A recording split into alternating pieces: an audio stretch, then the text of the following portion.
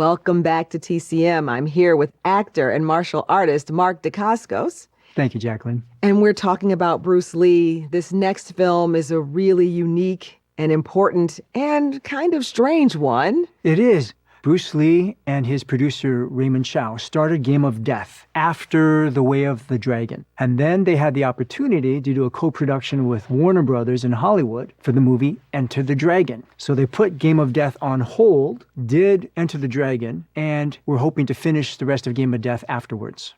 Yes, and it did not happen. That did not happen. Not with Bruce Lee, Not right? with Bruce Lee. Yes, yes. So the film is about a martial arts actor who's being pressured by gangsters who want to control his career. Correct. And the way they finished it was they used clips of Bruce's other movies and stunt doubles as best they could to fill in the parts that was Bruce. I must say that the 19 or 20 minutes that we actually get to see Bruce is phenomenal. 3 iconic fight scenes. Yes. The first one against his close friend and senior student, Guru Dan Inosanto. And we get to see him explore with a bamboo Chinese whip against Guru Dan Inosanto's eskrima sticks. And you can only be as good as your partner. So they were a fantastic foil for each other. I love it. It's Fred Astaire, Ginger Rogers. Yes, yeah, exactly. And that yellow suit clearly inspired Kill Bill. Absolutely. Iconic. Then you have the Hapkido master, Ji Han Jae. Brilliant. And you see that the Hapkido master gets a few moves in on Bruce as well.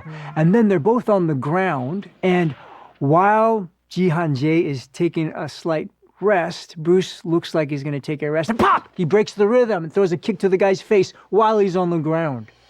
And then we get to see a great interaction with the wonderful, incredible NBA star Kareem Abdul-Jabbar. And I believe Bruce was 5'7" and Kareem, 7'2", something like that? I mean, the differences. The difference. It's funny, actually. It adds humor to the scene. Yes, yes. And to think that in real life, Kareem actually went to lessons to Bruce. So that's showing you something. You have this great athlete who's way taller coming to a much smaller teacher and learning.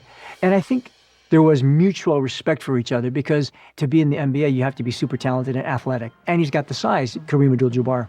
So to see those two go at it, and you see how Bruce Lee's character figures out how to become victorious against somebody that's bigger, stronger, longer reach, and all these things. You see Bruce Lee fighting different styles with different styles to overcome. Yes. This is a film, even though we only get, so much original Bruce Lee material in it, the way that the filmmaker set this up for us is quite powerful. It is powerful. I think they did the best they could without having Bruce in the whole movie. We'll also see some footage from Bruce Lee's funeral in this film. Yes, interesting how they actually used real footage inside the narrative of this film. Yes. Yes. Thank you so much, Mark.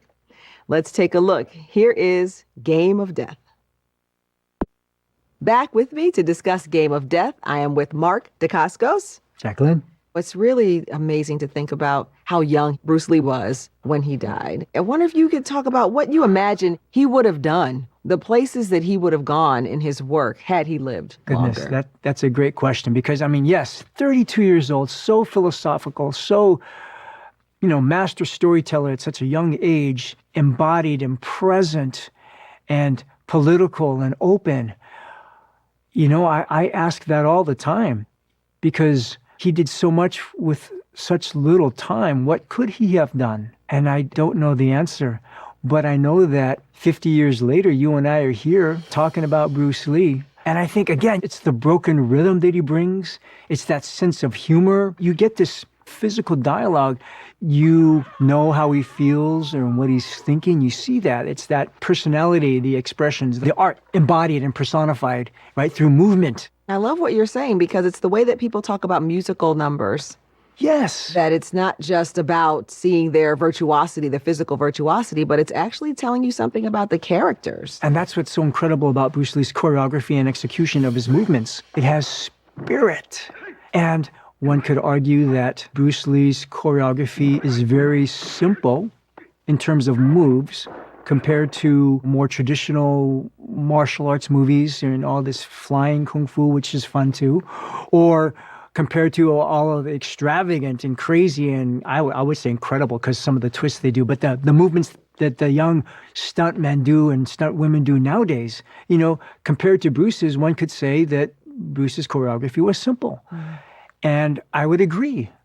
However, the execution was sublime, extraordinary. And that comes through years of training and hard work. The definition of kung fu, or gung fu, as Bruce Lee pronounced it, a lot of people think that's just meaning martial art.